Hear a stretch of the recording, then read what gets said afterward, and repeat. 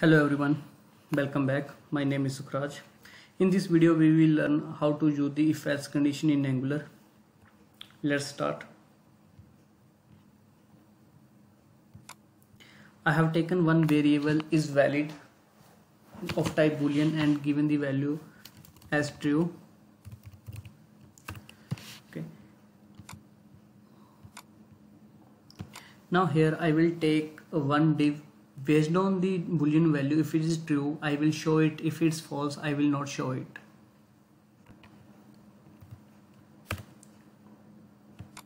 I have taken one div of type where content here is written here and the class content I've used to color it. Let's see how it is looking. It's looking like this content here, right? So now we will use the if else condition here. Syntax is ng capital if equal to. Now we will use the property binding. Like in the last videos we learn how we can use the property binding. Now we will use the same thing here. Is valid is the property, we will bind it with the if. Now we can see here at the browser it's still visible. Why? Because in the component I have given the true value. So now if the condition is true, that's why this full div is visible. Now let's see what will happen if I will say it's a false. Now if block is not visible, because I'm getting here false, because of that this block is not visible. So in this way we can use the if condition. What if I want to use if else condition? In that case we have the syntax here. I can say like this, then else, let's say other content. Now I need to define the other content here. To define the other content we are using the ng template.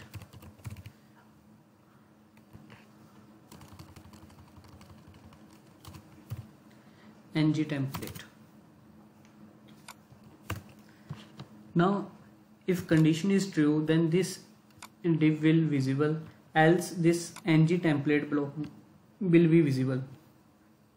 Here one thing to note, here we are giving the other content, that is the unique name for this else which we are giving. When we are using inside the ng template, must use the hash before it. Now let's take another div here. Let me take this div as well. Okay, before that let's put here h1.